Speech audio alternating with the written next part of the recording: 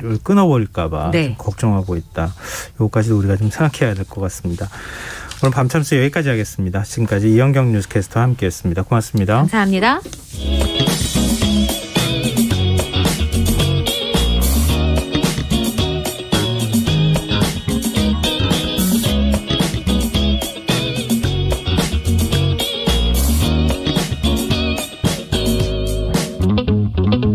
김성환의 시사야.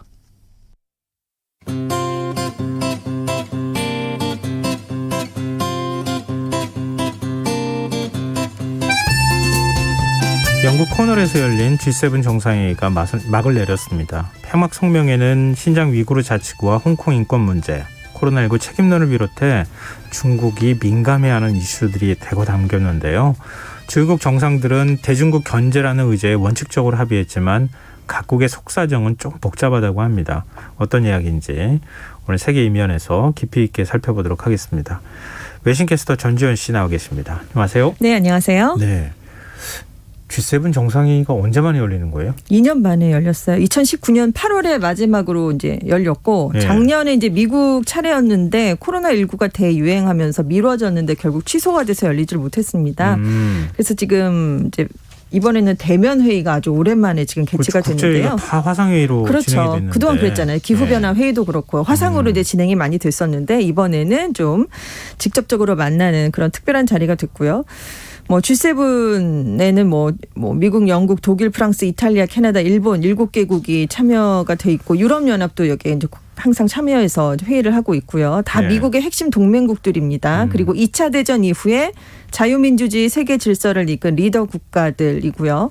올해는 우리나라, 호주, 인도, 남아프리카 공화국도 초청이 됐어요. 그래서 보건, 열린사회, 기후와 자연을 주제로 회의를 함께 했습니다.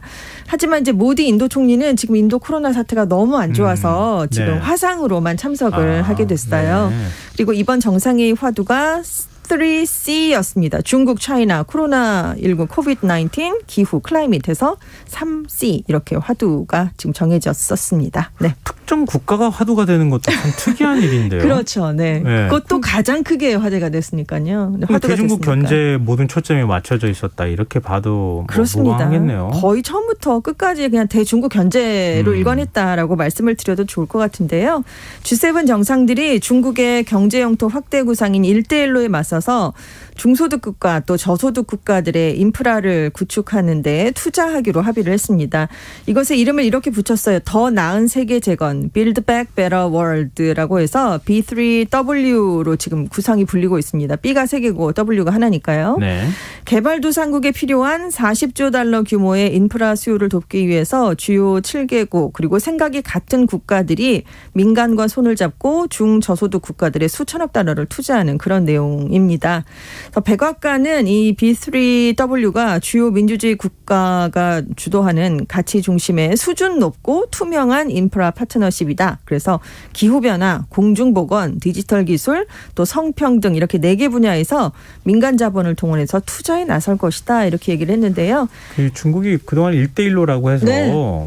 저개발 하고 국가들의 있었죠. 엄청난 원조를 막 퍼붓고 그랬었잖아요. 그렇습니다. 근데 우리가 하면 네. 중국만큼 할 수 있다 뭐 이런 입장도 더 나왔다고요. 높은 수준으로 더 높은 대체제를 제공한다라는 게 지금 B3W의 구상입니다. 그래서 훨씬 더 이제 그동안 중국이 인프라 건설을 해주긴 했지만 그 나라들이 인프라를 건설하는 비용을 감당할 수 없는 국가들이 많았잖아요. 네. 중저소득 국가니까. 그래서 차관을 빌려줬거든요. 근데 나중에 그것을 갚지 못하는 그런 현상이 뭐 파키스탄을 중심으로 많이 발생을 했습니다. 그래서 그리고 중국의 결국 영향력이 종속되도록 하는 부채 함정 외교를 펼치고 있다. 이런 비판을 많이 받았고 그리고 사실 인프라 건설을 해줬는데 거의 중국 기업이 참여를 했거든요. 그러니까 이익은 다 중국 기업이 가져가는 게 아니냐. 그런데 우리는 아무런 대가 없이 더 높은 수준의 대체제를 제공한다라는 게 지금 여기에 담겼습니다. 우리가 도와줄게. 네. 우리 기업이 가가지고 네. 도로도 깔고 철도도 놔주고 그렇죠. 해줄게. 네. 나중에 가서 근데 왜 돈 안 줘? 그렇죠. 꼼짝없이 만들고 난 다음에 네. 결국 중국 편을 만드는 그런 그렇죠. 전략이었는데 네네. 우리는 그런 복잡한 조건 안 내고 또 G7이나 지금 서방 국가나 네. 이런 데에서는 그냥 지원해 줄게 우리가. 그렇죠. 더 파격적인 제안들을 했다는 거죠. 그렇습니다.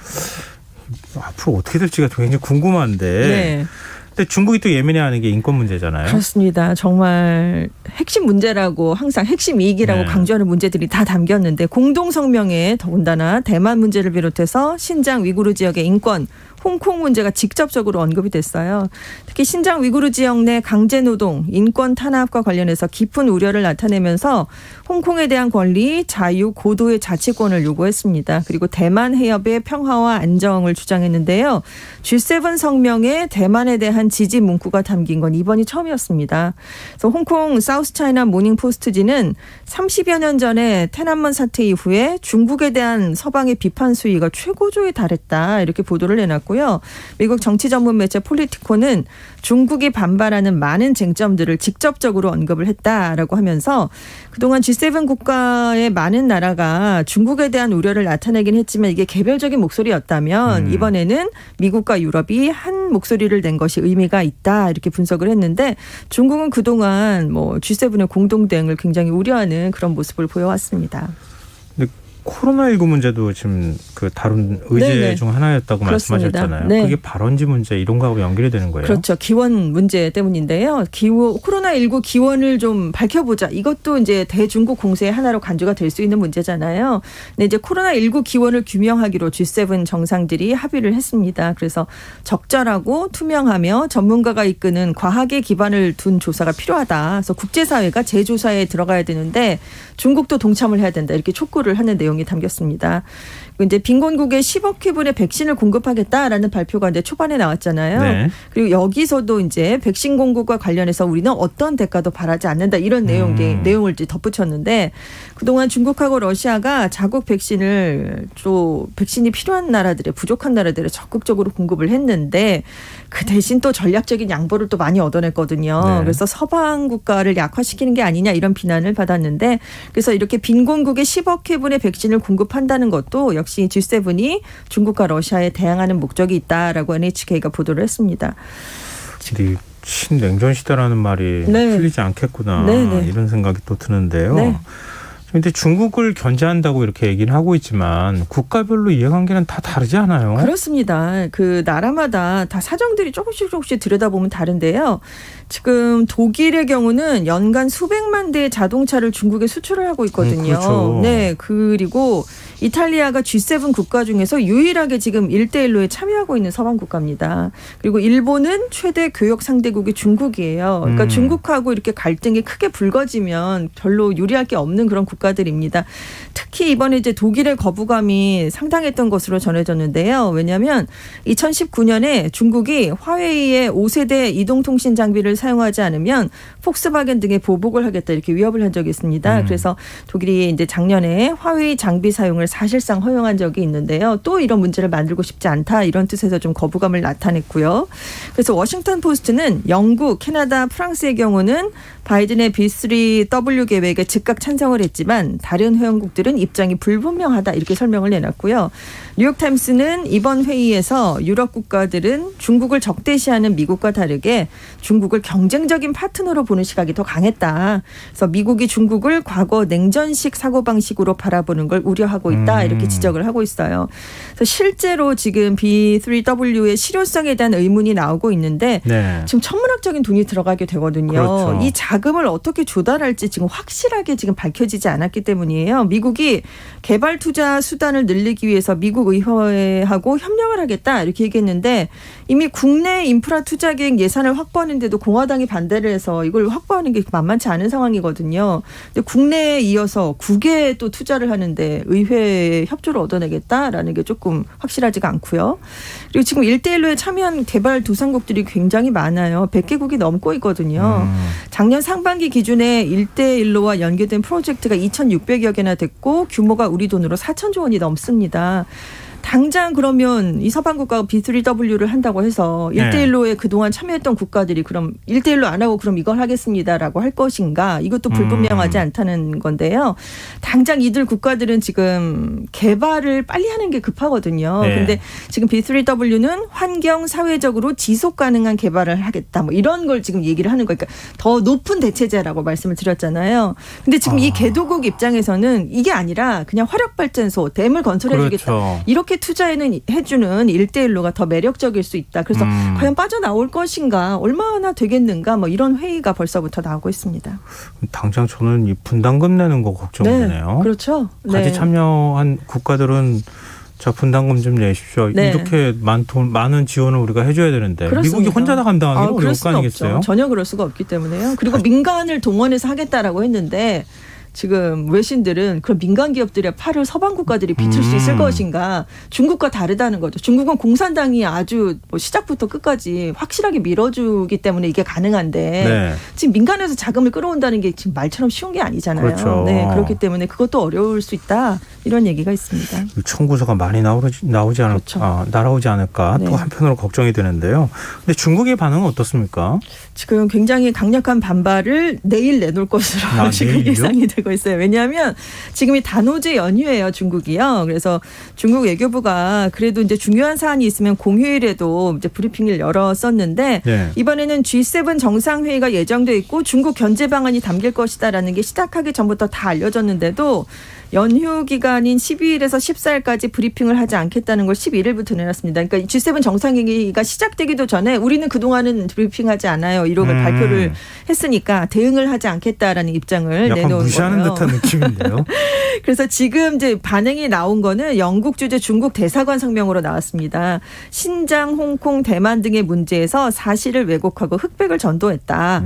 중국에 대한 내정 간섭과 명예훼손, 이익 침해를 용서할 수 없다. 이렇게 얘기를 했고 이제 환구시보가 이제 중국에 가장 체계적으로 서방이 간섭한 사례다. 이렇게 비판한 거 정도인데 지금 중국 지도부가 이렇게 대응을 하고 있는 건 7월 1일에 지금 공산당 창당 100주년 행사가 마련되어 있거든요. 네.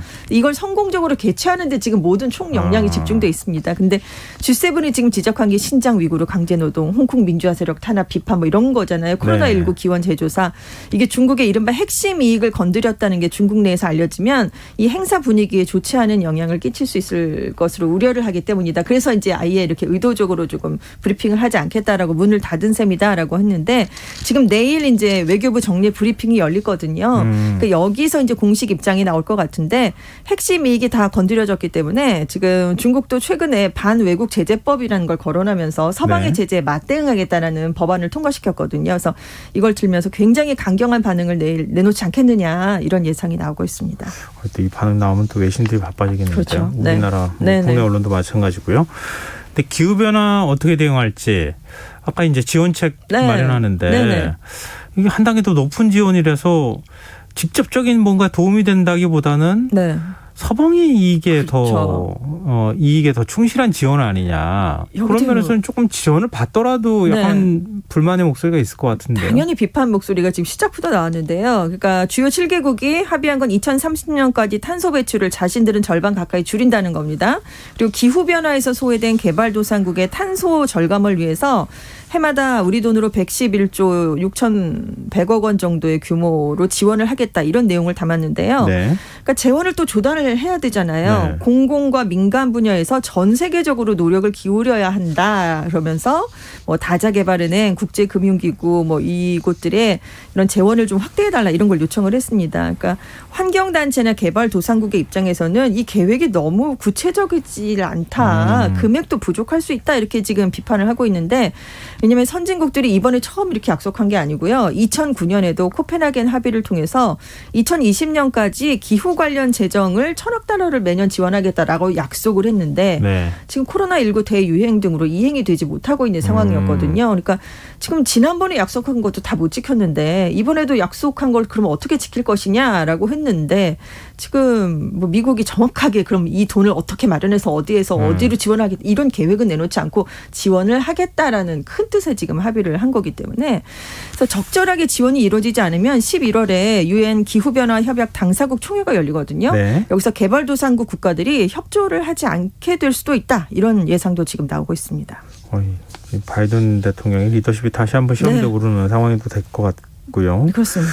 그리고 북한 문제에 대한 성명도 나왔다면서요? 네, 공동성명에서 정상들이 미국의 대북 외교를 지지하고 북한의 대화를 재개할 것을 촉구했는데요. 그리고 한반도의 완전한 비핵화, 북한의 불법적 대량 살상 무기, 탄도미사일 프로그램에 대한 검증 가능하고 불가역적인 포기를 촉구한다. 그래서 모든 국가의 유엔 대북 제재와 관련 제재에 대한 이행을 촉구한다라는 내용이 담겼어요. 근데 바이든 행정부가 한반도의 완전한 비핵화를 목표로 제시를 했었는데 네. 여기에 비해서 G7 이 공동 성명에는 검증 가능하고 불가역적인 포기 이 표현이 더 들어갔습니다. 그러니까 트럼프 전 행정부 때 북한과 이제 정상 외교에 나서면서 완전하고 검증 가능하며 불가역적인 비핵화 이른바 CVID를 이제 목표로 내세웠다가 북한이 좀 거부감을 보이면서 최종적이고 완전하게 검증된 비핵화라는 표현을 썼었는데 지금 바이든 행정부는 한반도의 완전한 비핵화 이렇게 얘기를 했었잖아요. 네. 그런데 이제 여기에 검증 가능하고 불가역적인 포기 표현이 훨씬 더 지금 더 포함이 됐습니다. 그리고 이제 북한의 납북자 문제를 즉각 해결할 것을 촉구한다라는 이런 내용이 포함이 됐는데 이게 이제 일본 정부의 요청을 네. 반영한 것으로 해석이 되고요. 북한의 정식 국호를 조선민주주의인민공화국하고 영문 약어가 DPRK잖아요. 네. 이렇게 썼습니다. 그래서 바이든 행정부가 지금 북한을 지칭할 때 DPRK를 사용하고 있거든요. 그래서 협상 상대에 대한 존중을 표현하는 것이었다. 이런 분석이 나왔습니다. 이것만 가지고는 북한이 어떻게 반응을 그렇죠. 보일지는 뭐 네. 가늠하기가 좀 쉽지 그렇습니다. 않겠는데요. 스가 일본 총리 입장에서는 도쿄올림픽 성공적인 개최 네. 이게 제일 큰 과제 아니겠습니까? 이것 때문에 간 거죠. 그렇게 평가를 할 수 있는데요. 그래서 지금 7월 23일에 이제 개막 예정이 얼마 안 남았는데 주요 7개국 정상들이 지금 도쿄올림픽, 패럴림픽 개최에 대해서 지지를 나타냈습니다. 그리고 공동 성명에 이제 또 문구를 넣었는데 우리는 코로나19 극복에서 세계 통합의 상징으로서 2020 도쿄올림픽, 패럴림픽을 안전하고 안심할 수 있는 방식으로 개최하는 데 대한 지지를 거듭 밝힌다. 이 내용이 들어갔습니다. 그래서 산케이 신문이 이렇게 모든 G7 정상이 지지를 얻어낸 건 일정한 성과를 올린 거라고 말할 수 있다. 이런 평가를 내놨고요. 그래서 지금 전문가들은 지금 G7 정상들의 확고한 지지를 얻어냈기 때문에 스가 총리가 전문가들이 코로나19가 확산될 수 있다라는 우려를 아무리 해도 유관중 개최를 추진할 가능성이 크다. 지금 이렇게 전망을 하고 있어요. 왜냐하면 이제 대회 성공을 좀 이끌어내려면 그 만원 관중은 아니더라도 일부라도 관중이 있어야지 무관중으로 하는 거는 네, 굉장히 상징성이 다르잖아요. 그래서 스가 총리가 국내 감염 상황에 근거해서 다른 스포츠 경기의 인원수 상한에 준하는 것이 기본이 될 수 있다라고 이번 이제 정상회의 폐막 뒤에 얘기를 했는데 이 기준을 적용하면 지금 경기장 수용 인원의 절반 또는 5천 명 중에 적은 쪽으로 관중을 제한할 것으로 지금 예상이 되고 있습니다. 그래서 이달 말쯤에 지금 도쿄올림픽 조직위원회가 관중 수용 여부나 관중 상한을 결정할 예정입니다. 근데 이번 정상회의에서는 국제무대에 데뷔를 한 정상도 있었고 네. 또 고별 그러니까 마지막 인사를 한 정상도 있다면서요? 그렇습니다. 이제 바이든 대통령이 뭐 직접적인 대면 행사로서는 처음 데뷔를 한 거나 마찬가지고요. 스가 총리, 이탈리아 드라기 총리에게는 국제 다자간 외교 데뷔 무대였습니다. 지금 드라기 이탈리아 총리가 주요 20개국의 의장국이거든요. 의장이에요. 그래서 G7 정상회의에서 논의된 의제들을 10월에 로마에서 열리는 G20 정상회의로 이어가기 위해서 노력할 것이다. 이렇게 얘기를 했습니다. 이 사람들은 새롭게 등장을 했는데 네. 반면 퇴진하는 인물이 있죠. 9월에 퇴임을 앞두고 있는 메르켈 독일 총리인데요. 이번 회의가 마지막 G7 정상회의였습니다. 16년 동안 집권했거든요. 그때 작년에 한 번 이제 취소가 됐으니까 네네. 지금 올해까지 15번 참여를 했습니다. 그래서 대처 전 영국 총리가 12번 참석한 적이 있었는데 그 기록을 경신하고 이제 최다 참석자 기록을 이제 남기게 됐고요. 각국 언론이 이제 후하게 평가를 했는데 메르켈 총리가 매번 참석할 때마다 세계 최고의 권력자인 미국 대통령을 제치고 다자 외교의 핵심 역할을 해냈다. 이렇게 평가를 했고요. 르몽드지는 회담에서 진 척이 없을 때도 메르켈 총리가 끈기를 갖고 협상에 나섰다. 그래서 지금 뭐 여성 인권, 미국의 기후변화 정책 참여 뭐 이런 것들이 주요 성과로 꼽히고 있습니다. 메르켈 총리 못 보게 된다니까 왜 제가 성원하죠? 그렇죠. 너무 우리가 메르켈 총리 얘기들을 많이 하니까 국내에서. 그렇습니다. 네.